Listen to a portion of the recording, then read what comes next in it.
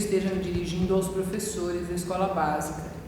Foi essa a encomenda que eu tive, é fazer alguma coisa sobre a estatística para os professores da escola básica. E eu fico muito preocupada com a parte da estatística na escola básica, porque ela ainda é um pouco incipiente, evidentemente por conta dos currículos antigos, que ainda se perpetuam, às vezes os professores não tiveram isso em sua formação. Então, para mim é um grande prazer saber que há professores interessados em ministrar conceitos, noções, atividades de estatística para os seus alunos, tanto do fundamental quanto do ensino médio.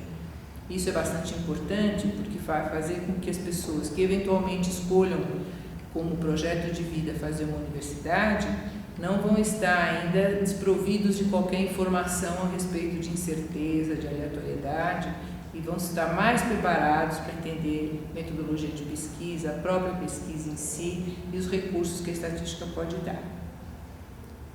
Eu gostaria de iniciar com o meu percurso, né? Meu percurso não foi de estatística desde o início, porque já estou há décadas militando nessa área, e quando eu fazia licenciatura e bacharelado em matemática não existia ainda a carreira de estatística. Então, minha graduação foi na USP, nos anos 60, ainda na Maria Antônia, fiz bacharelado e licenciatura em matemática, e aí fiz mestrado em estatística, doutorado em educação, ambos pela USP.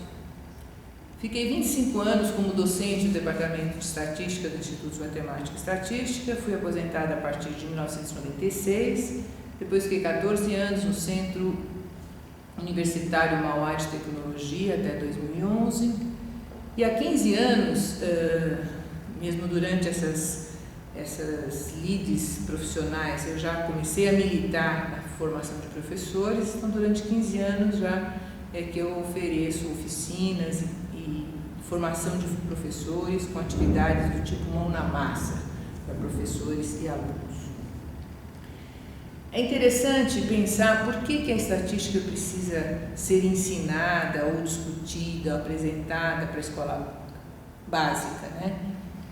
Existe um artigo interessante de Hall é um dos estatísticos mais famosos, indiano, e ele publicou isso em 1999 no International Journal de Mathematical Statistics, onde ele comenta sobre a ubiquidade da estatística. Ubiquidade é uma propriedade de estar em toda parte. Então, de fato, se a gente for pensar, e vocês podem ver aqui nesse slide, todas as áreas do conhecimento precisam da técnica, do raciocínio, do pensamento estatístico. Então, se vocês forem, por exemplo, pensar em pesquisa, ciências exatas, biológicas, humanas, artes, literatura, arqueologia, modelos econômicos, tudo isso usa estatística. Vocês vão para direito, evidências estatísticas, investigação criminal, DNA, paternidade, tudo isso usa estatística. Se vocês forem para o campo da medicina, você tem o diagnóstico, tem o prognóstico, ensaios clínicos. Você pode não fazer nada dessas áreas, mas você pode fazer políticas públicas em termos de governo. Então, economia, montar indicadores. Agora mesmo nós estamos com esse problema todo de água. Será que se a gente tivesse um conhecimento maior de estatística, a gente estaria monitorando isso há mais tempo com conhecimento de causa? A disseminação da informação também prescinde desse tipo de informação. Indústria e negócios, controle de qualidade, eficiência, previsões. Então, vocês estão vendo que a gente está fazendo uma varredura de todas as áreas do conhecimento, e em todas elas a estatística está presente. E nesse slide onde eu mostro a ubiquidade da estatística, eu coloquei um quadrinho ali com outras inserções que poderiam ser colocadas. É claro que eu não estou esgotando nesses quadros tudo que a gente poderia fazer, né? E a gente poderia resumir agora aqui nesse slide 4 que a estatística é uma metodologia de pesquisa e através de técnicas e análises que envolvem coleta de dados e os seus desdobramentos. E para quê? Para estudar e caracterizar fenômenos sujeitos a incertezas. Onde? Em todas as áreas do conhecimento. Então, a gente até vê que nesse momento a estatística facilita a interdisciplinaridade dentro dos projetos da escola. Então, nós poderíamos fazer grupos interdisciplinares e a estatística seria ali o catalisador dessas pessoas e dessas ações, né? Apresentando técnicas e caminhos para que conclusões possam ser tiradas, para que perguntas possam ser respondidas, enfim.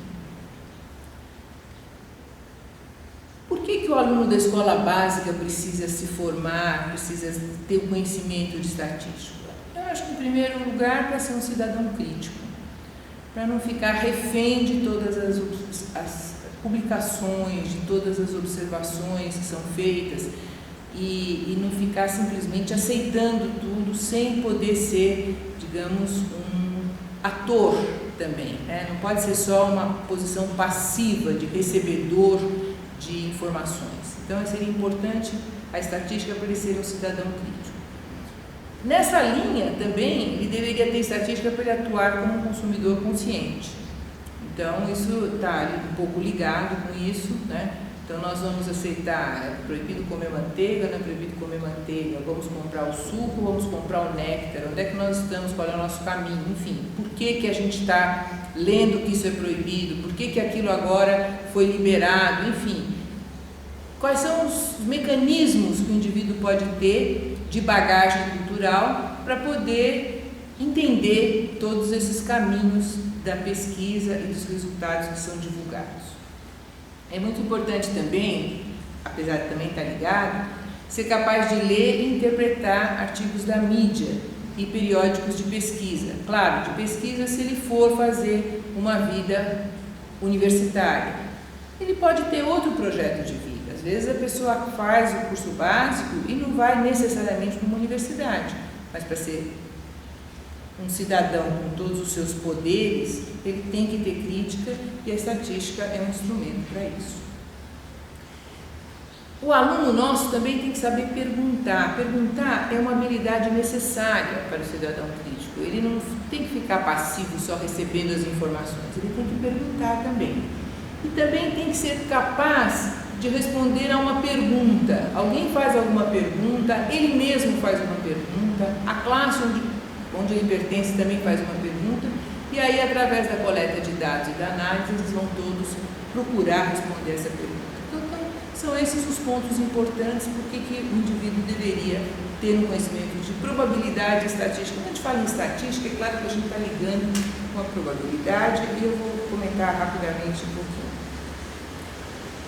Essa coisa de ser capaz de coletar dados e analisá-los, né? A gente tem que pensar que às vezes eu quero analisar dados que pertençam a uma população inteira. População, maneira de dizer genérica, pode ser uma população de cadeiras, pode ser uma população de pessoas, pode ser uma população de animais, enfim. Eu posso querer responder perguntas sobre uma população e eu não tenho como fazer uma análise de todos os indivíduos dessa população. Então, às vezes eu retiro uma amostra. Só essa atividade de retirar uma amostra já é uma atividade fortemente da área de estatística e que requer estudo e também uma análise crítica sobre essa metodologia que vai ser usada. Uma vez retirada a amostra daquela população, eu vou trabalhar com os meus dados, observações, etc. E eu posso parar ali é uma estatística descritiva, eu só vou analisar os meus dados, mas eu posso dar alguns passos de volta para a população. Essa volta, essa coisa de passar da parte para o todo, é o que a gente chama de inferência estatística. Mas a gente tem um preço a pagar. Claro que eu poderia fazer em toda a população se eu tivesse todo o tempo do mundo, todo o dinheiro do mundo e todas as pessoas necessárias para fazer isso. Exatamente isso não acontece. Então, o que eu faço? Eu tiro essa amostra e vou concluir sobre a população a partir de uma parte da população. Eu tenho que pagar um preço por isso. O preço que eu pago é um risco na minha resposta. A minha resposta ela vai ser dada com um certo risco. E quem é que quantifica esse risco? É a probabilidade. Então, é nesse momento que a gente tem essa interação de estatística e probabilidade e por isso que esses conteúdos são importantes de serem discutidos na escola básica. Como é que a gente tem visto a escola básica discutir esses assuntos até o momento, pelo menos na grande maioria que a gente tem tido contato? É uma abordagem instrumental. Dá-se um conjunto de números e se pede para calcular alguma estatística. Faz-se um gráfico e pede para dizer o que está achando do gráfico, mas sempre muito instrumental e muito passivo. Então a ideia seria se a gente pudesse fazer atividades mais ativas, e essas atividades que eu tenho proposto são atividades mão na massa, em que há de fato um comprometimento do grupo em realizar a experiência. É claro que aqui eu estou só falando disso, nós não vamos fazer aqui, porque não é o objetivo dessa gravação, mas é importante a gente pensar nisso. Agora eu vou falar um pouquinho sobre a análise de dados, quer dizer, quando eu pego uma amostra, eu tenho uma análise de dados, o que a gente costuma fazer? Uma coisa fácil para os professores, e que eu acho que é importante que eles pensem, vocês como professores podem pensar nisso, é como fazer os alunos conviverem com coleta de dados o tempo todo. Então você entra numa sala, bom, mas sabe, professora, a estatística só está no terceiro bimestre. No primeiro dia de aula, já os grupos já escolhem que característica da nossa vida cotidiana eles querem registrar. Pode ser o preço do tomate na feira perto da casa deles, pode ser o preço do azeite no supermercado perto da casa deles, pode ser o preço da gasolina na bomba do posto de gasolina perto da casa deles, pode ser a cotação do dólar que aparece no jornal X ou na internet site Y. Mas há um comprometimento de grupos dentro da sala de aula. Por exemplo, se você tiver 40 alunos, né? Então faça 5 grupos, por exemplo, de 8 pessoas. Então, cada grupo, você vai ter 5 características que vão ser tomadas semana a semana, mas não precisa ser todo dia. Cada grupo se responsabiliza por um índice, por exemplo, o preço do tomate na feira, e esse índice ele vai recolher no primeiro dia da semana, que tem feira, naturalmente. Se for alguma coisa da internet, é no primeiro dia da semana, dia útil da semana. E com isso eles vão levando para a sala de aula os seus valores, semana a semana, mesmo que na matemática esteja vendo outra parte da matéria. Mas eles estão convivendo com tomada de dados, eles estão convivendo com variabilidade, eles estão convivendo com a incerteza. E para eles aquilo vai começar cada vez mais a tomar significado, porque é a característica que eles escolheram registrar. Então isso é muito interessante e ao longo do tempo, quando chegar na hora de falar sobre estatística, aí a gente já tem dados coletados por eles e é possível trabalhar de uma maneira natural. Não precisa todo mundo da sala trabalhar com os mesmos dados, cada um trabalha com os dados do seu grupo. Isso é uma coisa que dá uma dinâmica, uns vão olhar os resultados dos outros, depois é possível numa instância mais adiantada verificar, será que quando sobe o meu índice, sobe do grupo do meu amigo? Ou será que quando o meu índice desce ao longo do tempo, o do meu amigo sobe ao longo do tempo? Ou será que os dois não têm nada a ver com o outro? E assim outras coisas podem ser tiradas. Então a coleta de dados é muito interessante. E já em 1952, ou seja, há muito tempo atrás, mais de 50, 60 anos, a Royal Society fez um relatório para a educação estatística e uma frase muito importante que tinha nesse relatório, como está no slide 8, é a seguinte: a análise de dados deve ser feita antes que a mente infantil se cristalize, sob o risco de não mais aprender. Então isso não foi ontem que alguém descobriu a sua importância, já faz muito tempo. E a gente está vendo que mesmo assim, faz muito tempo que a estatística é sempre deixada para o final do programa e acaba sendo o primo pobre das outras áreas, né? E o professor não se sente à vontade para falar em estatística e aí a estatística fica reduzida a pouquíssimos conceitos, de maneira instrumental.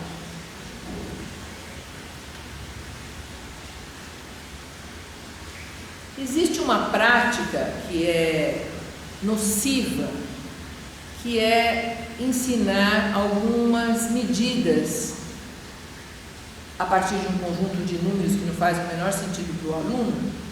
E aí diz assim, dados os números 3, 8, 25 e 30, calcular a média, a mediana e a moda.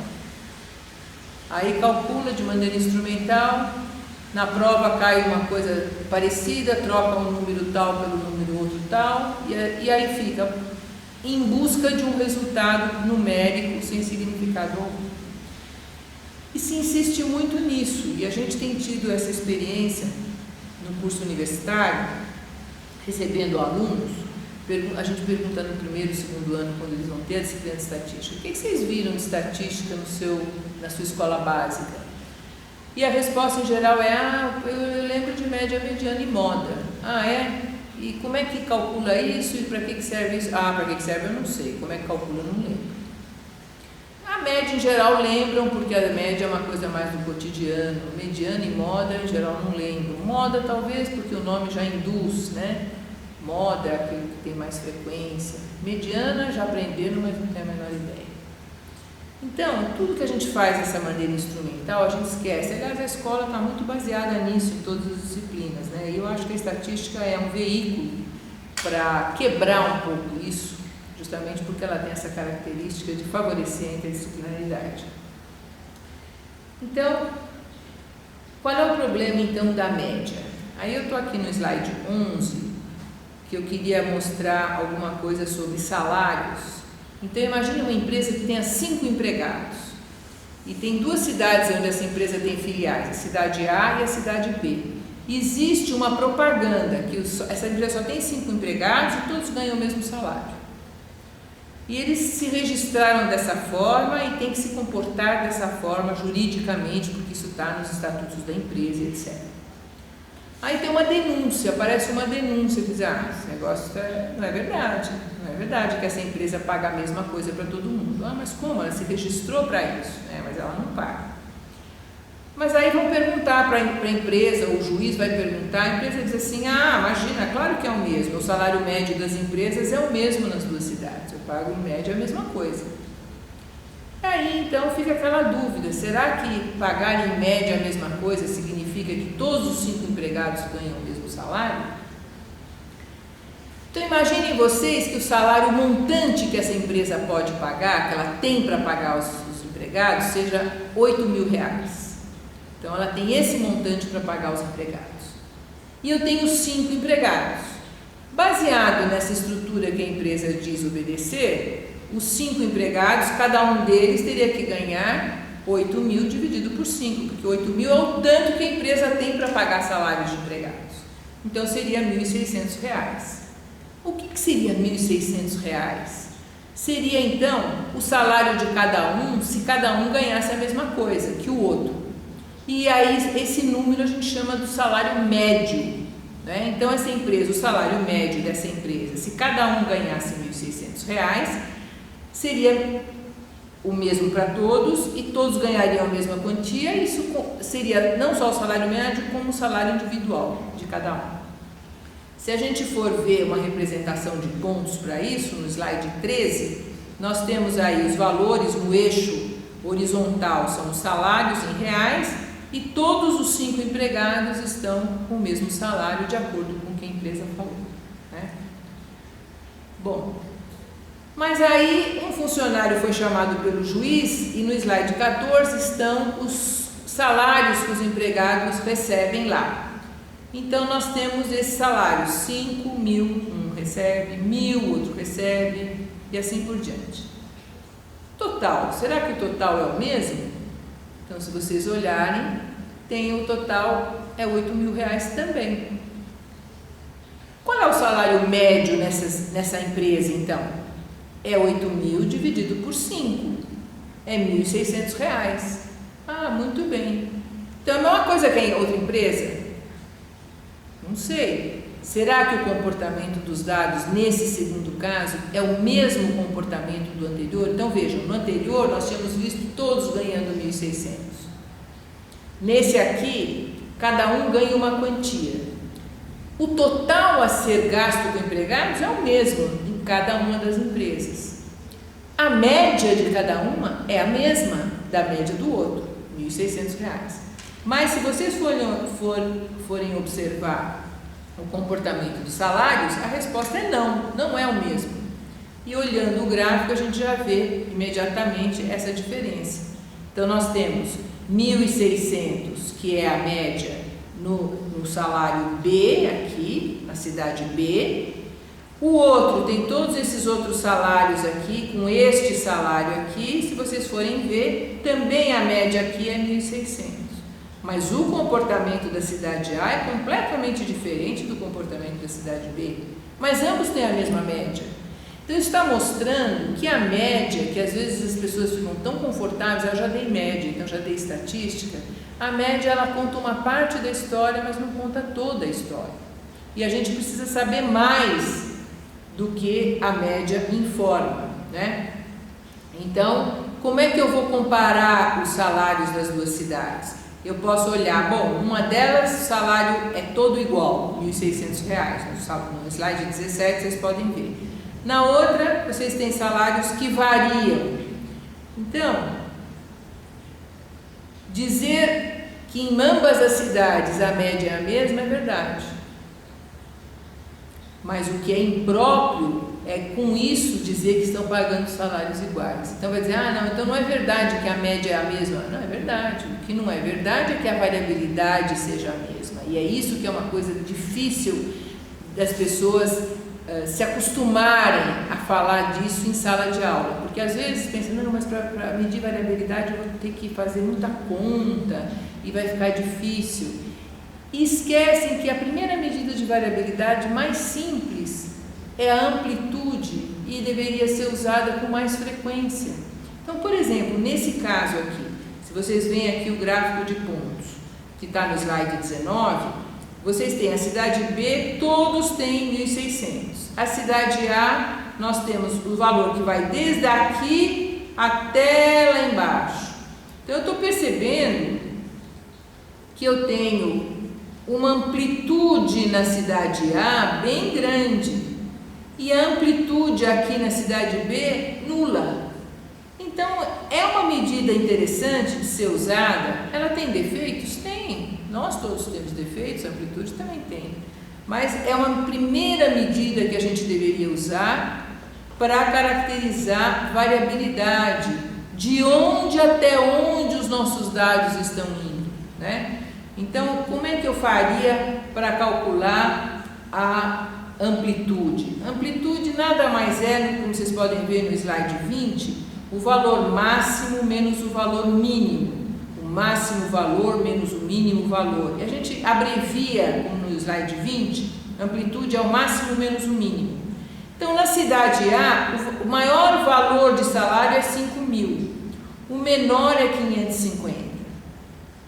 Na cidade B, o maior é 1.600 e o menor é 1.600. Então, imediatamente a gente pode ver que a amplitude, que é uma medida de variabilidade, na cidade A é 4.450 e a amplitude na cidade B é 0. Pronto, isso já está me dando uma outra informação sobre o comportamento desses salários que estavam ocultas dentro da média. Então, nos dois casos a média era a mesma, 1.600 e 1.600, mas agora eu tenho algo mais para oferecer, para dizer, olha, num grupo que é a cidade A média foi 1.600, mas a amplitude foi 4.000 e tanto. Mas na cidade B, a média também é 1.600, mas a amplitude é 0. Então, qual é a dedução que a gente tem? Imediatamente, se a amplitude é 0, é porque o maior é igual ao menor. Deu 0 isso aí. Então, todos os salários da cidade B são iguais. Nessa hora, a empresa está cumprindo aquilo que prometeu. No outro caso, não são. Então, a amplitude vai dar um outro valor e assim a gente vai analisando os dados dessa maneira. Amplitude, como ela só trabalha com o máximo e o mínimo, é claro, ela tem esse defeito de não trabalhar com os valores intermediários, mas não tem problema, porque essa é uma primeira visão crítica que a gente vai ensinar ao nosso aluno. E aí ele já vai começar a entender que variabilidade importa, que variabilidade é fundamental, que sem variabilidade não dá para comparar grupos, Então, média, mediana e moda só, nós estamos deixando o nosso aluno capenga. E não é isso que nós queremos ter na escola básica, evidentemente, né? Existe um relatório interessante que foi publicado em 2005 nos Estados Unidos, que fala muito sobre o ensino da estatística e etc. E aqui nesse slide 22, eu coloco algumas coisas, algumas ideias desse relatório. Que o maior objetivo da educação estatística é ajudar os alunos a desenvolver o pensamento estatístico, que a resolução de problemas em estatística e a tomada de decisão depende de compreender, explicar e quantificar o quê? A variabilidade dos dados. Se eu não tiver isso, eu não consigo explicar nada em estatística. E esse foco na variabilidade dos dados é que diferencia a estatística da matemática. Porque às vezes, e é com a variabilidade, a gente aqui não vai examinar um outro exemplo, porque também seria demais, curto esse espaço de tempo, mas às vezes eu vou olhar um grupo cuja característica que eu estou medindo deu 7 e um outro grupo cuja característica que eu estou medindo deu 8, ambos em média 7 e em média 8.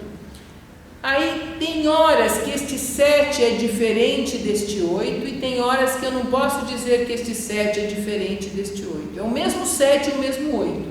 Dependendo de como os dados se comportam em relação à média 7 e como eles se comportam em relação à média 8, tem horas que esses grupos não podem ser ditos como diferentes e tem horas que eles podem ser ditos como diferentes.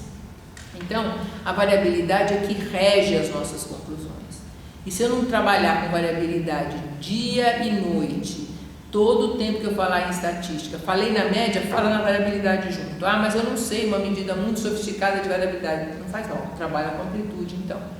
Então vamos começar com amplitude sempre. Então na hora que for dar média, mediana e moda, vamos trabalhar com amplitude também.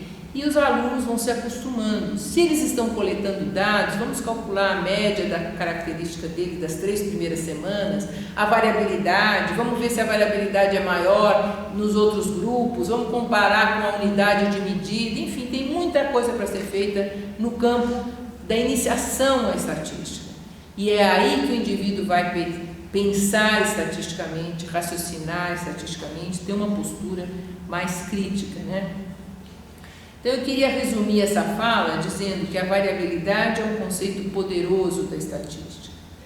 E nunca discutir média ou mediana e ou moda sem discutir ao mesmo tempo uma medida de variabilidade. Então isso não acontece muito nos livros didáticos, a gente não tem visto isso ainda, eu espero que isso ainda se modifique. Mas se discutir ao mesmo tempo e ter uma postura crítica, algo com sentido. Falar só a média, calcular a média entre 3 ou 4 números sem contexto não faz o menor sentido. E melhor ainda, se o contexto for criado pelos próprios alunos, aí tem muito mais sentido. Evidente que aqui a gente criou uma situação, né, para entender um pouquinho a diferença e a importância da variabilidade, mas quando os alunos coletam seus próprios dados, eles medem os seus próprios dados, eles trabalham com até medidas antropométricas também, isso é de uma riqueza que não tem preço. Então é muito importante a gente pensar nisso. E como eu estava falando, a variabilidade é responsável por sugerir se um grupo é distante ou próximo do outro. Mas isso não dá tempo de falar aqui nesse pouco tempo, é uma história que fica para uma outra vez. Então, eu agradeço aí a atenção, era o que eu tinha para falar pelo momento.